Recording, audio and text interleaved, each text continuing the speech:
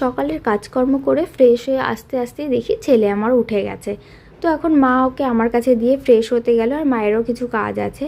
আর ও তো ভীষণ দুষ্টুমি করছিল, তারপরে ওকে নিয়ে প্রথমে বাইরে ঘোরাতে হয়। সকালবেলায় উঠে একটু বাইরে ঘুরবে, তারপরে ওর ভালো লাগে।